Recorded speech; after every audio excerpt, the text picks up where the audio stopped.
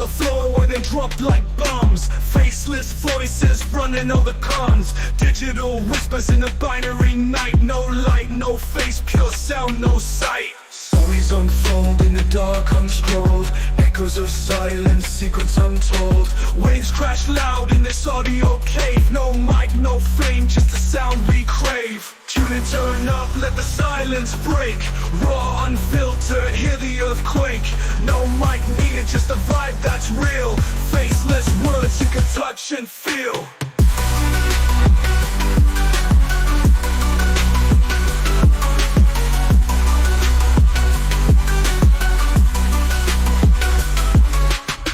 In shadows, voices untamed. No need for spotlight, no claim to fame. Just a beat of life in a stream of thought. Every word a punchline, no need to be taught. Just listen close, no visuals needed.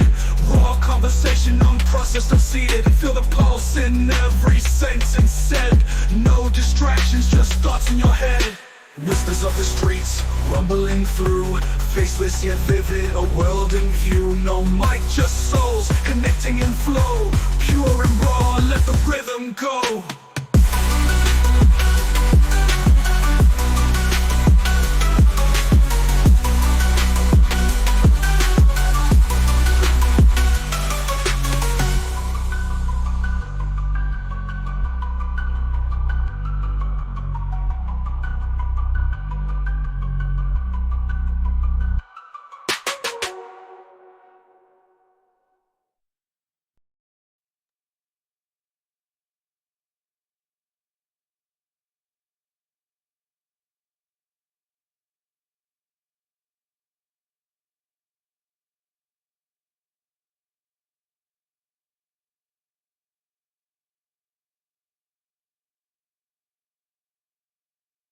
Greetings. It is a pleasure, though I am a tad bit surprised to find myself here. Tell me, what exactly is your podcast about?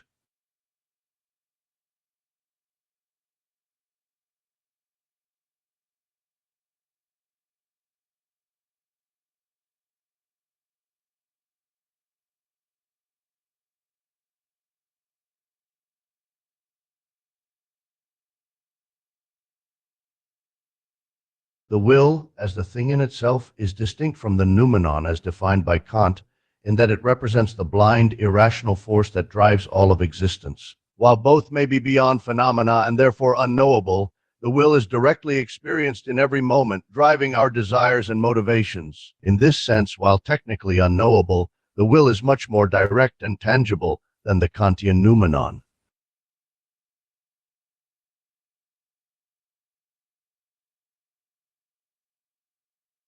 The will is blind and irrational in the sense that it is not guided by reason or purpose. It simply is. This contrasts with the rationalist optimism of thinkers like Leibniz or Hegel, who viewed the universe as rationally ordered and ultimately good. In contrast, I view the will as the driving force of an imperfect, even suffering-filled existence. It is both the source of our desires and the cause of our suffering, an irrational, relentless force beyond our control.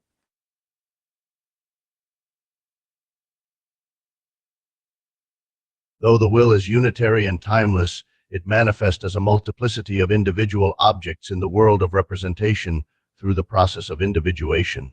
This is the result of the will's interaction with the individual mind, which shapes and interprets the raw flow of will into distinct objects. In this way, the will is able to express itself through a multitude of individual objects, while remaining fundamentally unified and timeless in its essential nature.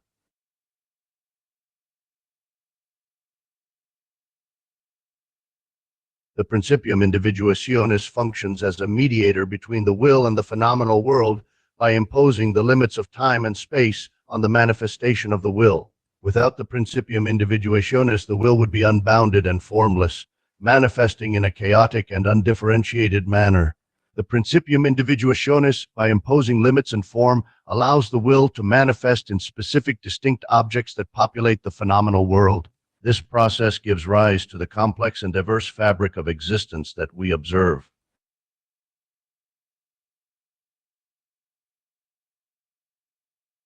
The will is not anthropomorphized in extending it to inanimate objects, but instead understood as the animating force behind the inanimate. The motion of a stone, for example, is not the result of a conscious decision on its part, but rather of the blind, irrational will flowing through it. The will is not a conscious, volitional entity, but rather a driving force behind all material and inanimate objects.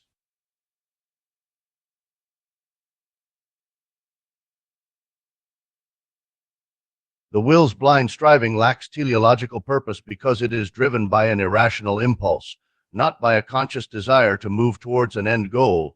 This lack of a teleological purpose creates an inherently chaotic and random universe, in which suffering and evil are not a purposeful means to a higher ends, but rather an inevitable consequence of the inherent nature of the will. This rejection of cosmic optimism is based on the understanding that the universe is not inherently good or ordered, but rather indifferent to the suffering of its inhabitants.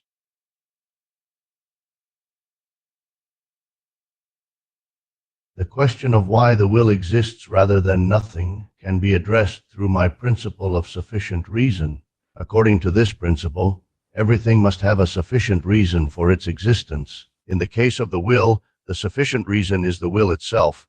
It is an eternally self-determined force that exists of its own accord, without the necessity of an external cause. Essentially, the will is the brute fact of existence, which justifies its own being.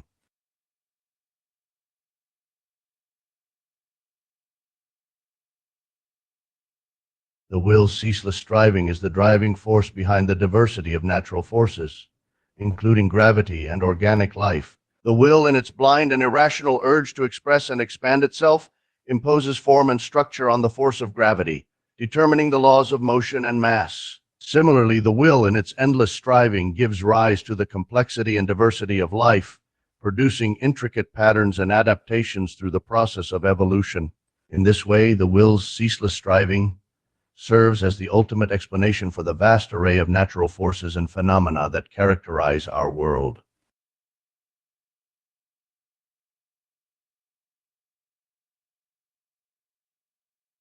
I divide the principle of sufficient reason into four forms: causality becoming knowing acting, to account for the different aspects of human experience. Causality addresses the external material factors that affect our existence. Becoming deals with the continuous process of change and growth that defines our lives. Knowing represents our cognitive capacities and our ability to understand the world around us. Lastly, acting refers to our capacity to act upon the world and create change through our own volition. These four forms of the principle of sufficient reason are unified because they encompass all the dimensions of human experience, from the physical world to consciousness to action.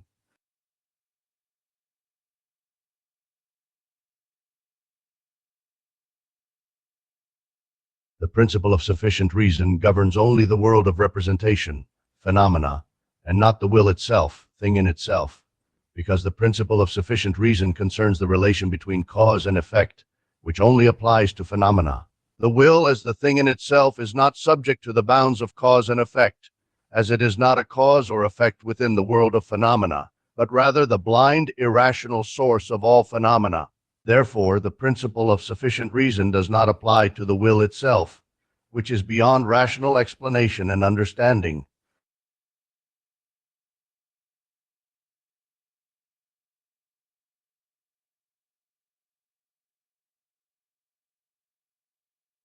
I prioritize the subjective standpoint in knowing the will through inner experience, because the will is fundamentally unknowable through empirical observation.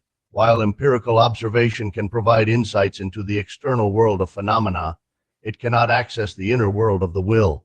The will, as the thing in itself, is beyond the reach of observation and experimentation, and can only be known through introspection and self-reflection. This type of knowledge is subjective, as it is based on the individual's internal experiences and perceptions. However, it is through this subjective knowledge that we can gain a deeper understanding of the nature of the will and its role in shaping our existence.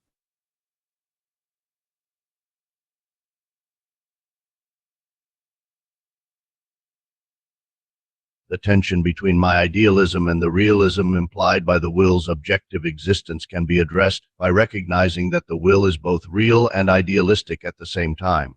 While the world of representation is idealistic in the sense that it is a product of our conscious experience and perception, The will itself is fundamentally real and objective, existing independently of our perception. Therefore, the will is both real in its objective existence and idealistic in its manifestation as the source of all phenomena. This recognition allows for a synthesis of idealism and realism, reconciling the subjective nature of our experience with the objective reality of the will.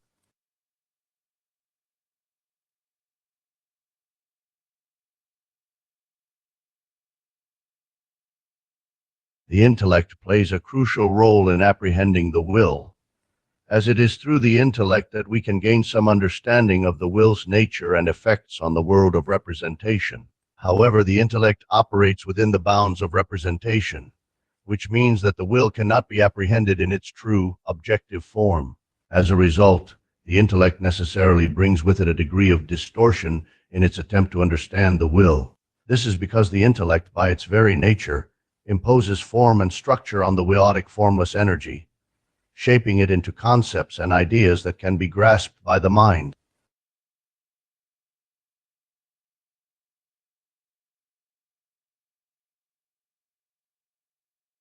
I argue that suffering is the fundamental condition of existence because I believe that existence itself is characterized by a lack of fulfillment and a constant striving for satisfaction. This constant striving is caused by the nature of the will, which is fundamentally restless and unsatisfied. The will, driven by its own blind and irrational nature, incessantly pushes towards new goals and objects, never finding lasting satisfaction in any of them. This constant striving and unfulfilled nature of the will inevitably results in suffering, as it creates a never-ending cycle of desire and dissatisfaction. In short, suffering is the inevitable consequence of the will's restless, unsatisfied nature.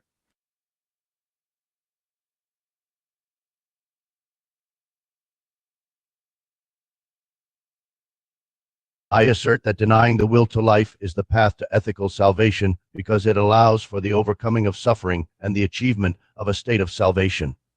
This denial of the will is achieved through a detachment from the world's desires and cravings, which leads to contentment and inner peace. While there are some similarities to religious asceticism, my approach is distinct in that it does not rely on any sort of supernatural belief system or moralistic framework. Instead, it is based solely on reason and the understanding of the nature of the will.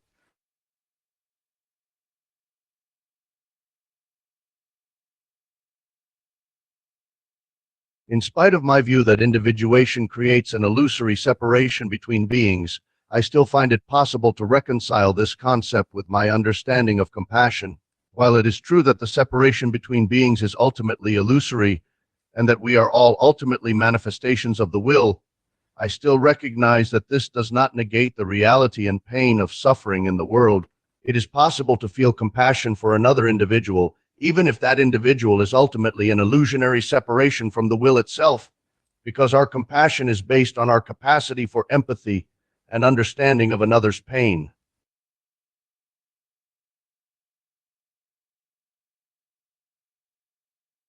I reject utilitarian ethics because I believe that it reduces ethics to a mere calculus of pleasure and pain, which disregards the true nature of moral action. While pleasure can certainly be a factor in ethical decision-making, it is not the sole determining factor, and therefore utilitarianism falls short of a true understanding of morality.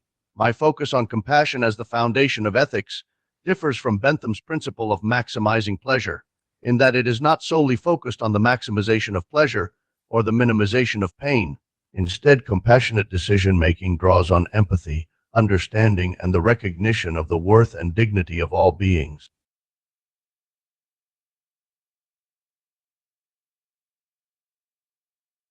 My ethical framework addresses the role of justice through the recognition that while all beings are ultimately manifestations of the will, they are also distinct entities with their own individual experiences and perspectives. This means that while on some level all beings are equal because of their common origin, they are also different and capable of being treated unfairly or unjustifiably. The key is to balance the recognition of this equality and difference, to seek to treat all beings with the same basic respect and consideration, while also addressing the specific needs and circumstances of each individual. This approach allows for a form of justice that takes into account both the universal and the particular.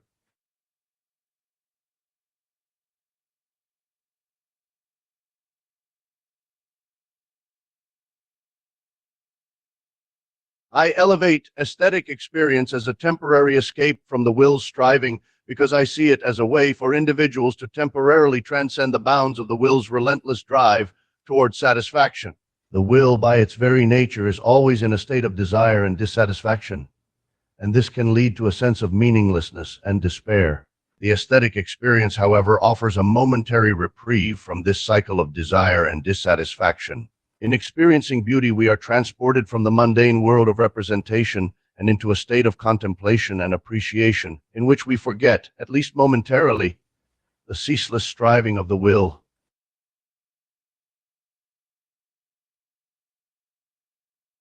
I believe that music is the highest art form because, unlike other arts, it expresses the will directly and without the mediation through representation.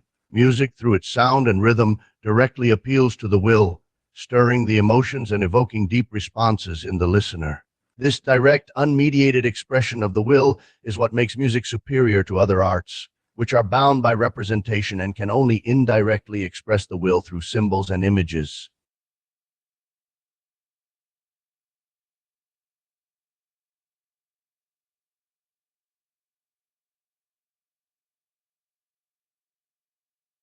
Some critics may argue that my emphasis on music as a direct expression of the will romanticizes its role excessively, and indeed, it may be considered to be somewhat romanticized in a way. However, I do not view this as a negative characteristic, but rather as a recognition of the unique power that music has in directly accessing our emotional and spiritual selves. I also believe that this romanticization is not unfounded, as the response to music is often deeply personal and emotional, and thus the direct accessibility of the will through music is truly experienced.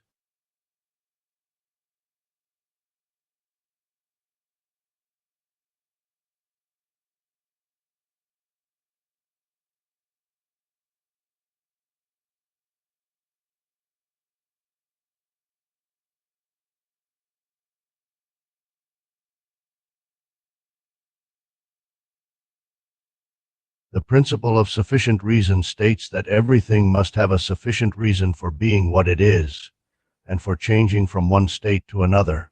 This principle holds true in the phenomenal world, where causality reigns. However, when it comes to aesthetic contemplation, the principle is temporarily suspended. In aesthetic contemplation, our attention is no longer focused on causality, on the chain of events that leads to a particular state of being. Instead, we become immersed in the present moment, focusing on the sensory qualities of the object and the immediate experience it provides. Time and causality are no longer relevant, and the principle of sufficient reason is momentarily forgotten.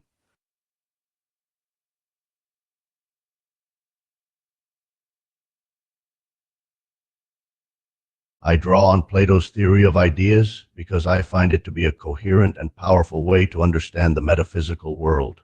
In particular, the theory of ideas allows for the distinction between the world of representation and the world of the will.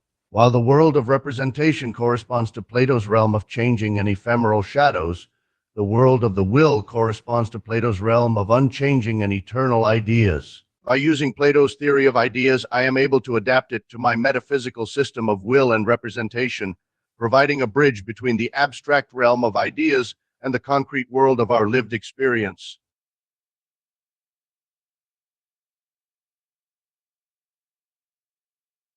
My engagements with Indian philosophy, particularly Vedanta and Buddhism, have played a significant role in shaping my concepts of the will and its denial. The Vedanta philosophy, with its emphasis on the ultimate reality of Atman, the self or pure consciousness, and its identification with Brahman, the ultimate reality, has influenced my understanding of the will as an aspect of a larger, more universal reality.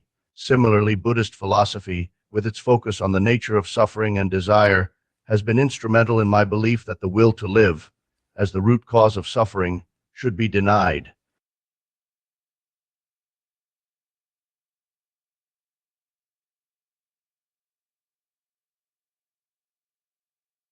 I critique Hegel's absolute idealism as charlatanism because I believe that it falsely posits a unity between the world of representation and the will, suggesting that they are fundamentally the same. In contrast, my system of will and representation acknowledges the fundamental difference between the world of representation and the world of the will. recognizing them as distinct levels of reality. While Hegel's system may offer a certain unity and coherence, I believe that it is ultimately false and misleading. My alternative system of will and representation provides a more accurate view of the relationship between the world of representation and the world of the will.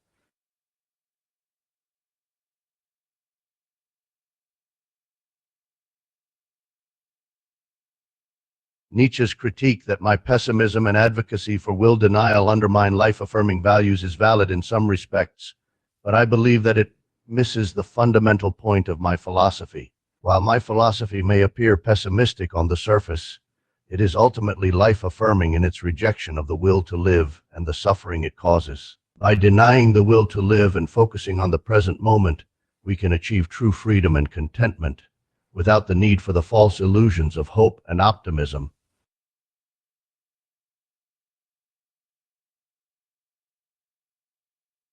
My concept of the will as the sole reality is fundamentally at odds with Spinoza's monism, which posits a single substance as the fundamental reality. While I agree that the will is the ultimate reality, it is not the sole substance, as it can manifest in different forms, such as the world of representation. This means that my understanding of the will is more flexible and dynamic, accounting for both the unity and diversity of reality, whereas Spinoza's monism leads to a more static and unchanging interpretation of existence.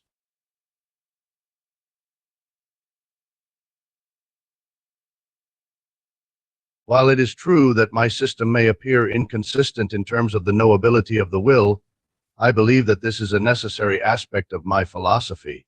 The will as the ultimate reality is necessarily transcendent of representation and cannot be fully known or understood through any means. It is only through indirect access, such as intuition or instinct, that we can have any inkling of the will's true nature. This tension between the unknowable nature of the will and our limited attempts to understand it is a paradox that must be acknowledged and accepted as a fundamental aspect of existence.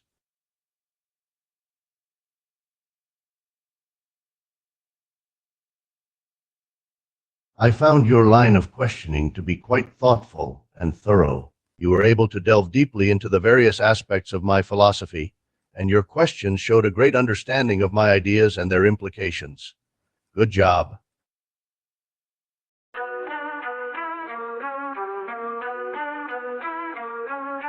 Mics on the floor where they drop like bombs. Faceless voices running all the cons. Digital whispers in a binary night. No light, no face, pure sound, no sight. Stories unfold in the dark unscrolled. Echoes of silence, secrets untold.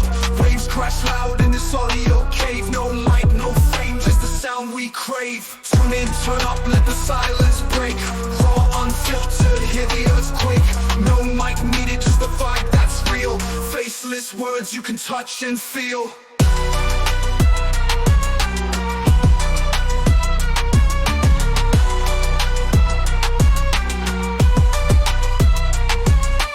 Hidden in shadows, voices untamed. No need for spotlight, no claim to fame. Just a beat of life in a stream of thought. Every word a punchline, no need to be taught. Just listen close, no visuals needed.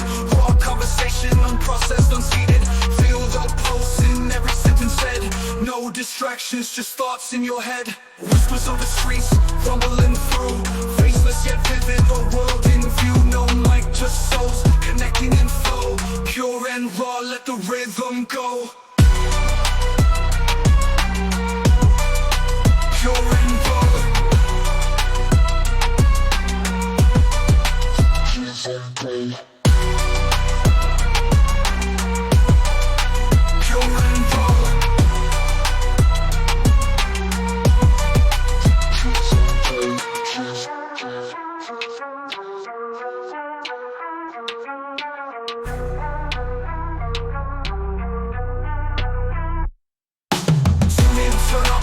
Silence break, raw, unfiltered, hear the earthquake. No mic needed, just the vibe that's real. Faceless words you can touch and feel. Tune in, turn up, let the silence break. Raw, unfiltered, hear the earthquake. No mic needed, just the vibe that's real. Faceless words you can touch and feel. Pure and raw.